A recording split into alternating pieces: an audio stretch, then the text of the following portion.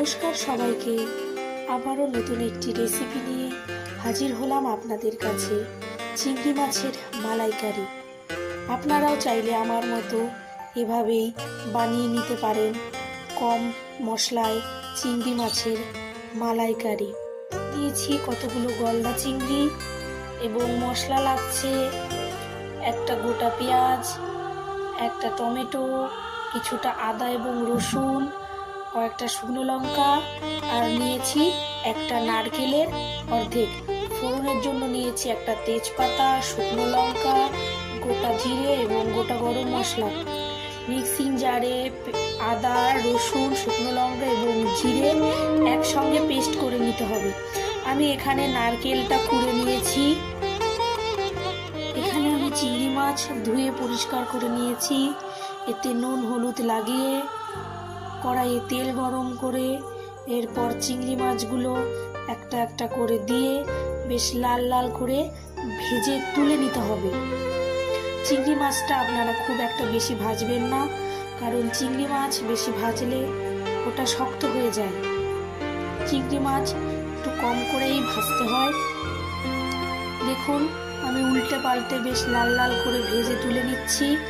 এখানে আমার চিংড়ি মাছ ভাজা একদম কমপ্লিট। তুলে নিচ্ছি চিংড়ি মাছ।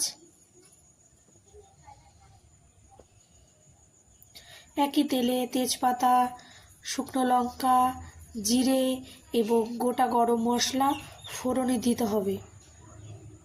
ফোড়নটা বেশ ভাজা ভাজা হয়ে গেলে তার মধ্যে পেঁয়াজ কুচি এবং টমেটো কুচি অ্যাড করতে হবে। পেঁয়াজ এবং সফট হয়ে যাওয়ার জন্য আমি এখানে কিছুটা পরিমাণ নুন অ্যাড করেছি। মশলাটা বেশ ভাজা ভাজা হয়ে গেলে পেস্ট করে রাখা মশলাটা এবার দিয়ে দিচ্ছি। পেস্ট করা মশলাটা দিয়ে বেশ ভালো করে কষিয়ে নিতে হবে। দেখুন আমার চিংড়ি মাছগুলো লাল লাল করে ভেজে নিয়েছি। এখানে মশলার মধ্যে হলুদ অ্যাড করলাম। হলুদ দিয়ে বেশ ভালো করে কষিয়ে নিতে হবে। এরপর দেখুন আমি নারকেল থেকে যে দুধটা বের করে রেখেছি সেটা দিয়ে দিচ্ছি। দুধটা অ্যাড করে ভালো করে মিশিয়ে ফুটিয়ে নিতে হবে। দেখুন আমার বলক চলে এসেছে। বলক আসার পর এর মধ্যে চিংড়ি মাছগুলো দিয়ে দিচ্ছি। চিংড়ি মাছগুলো দিয়ে আরও কিছুক্ষণ ফুটিয়ে নিতে হবে।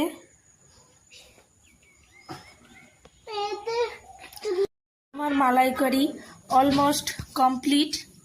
দেখুন কতটা সুন্দর কালার এসছে। সুন্দর একটা কালার এসছে।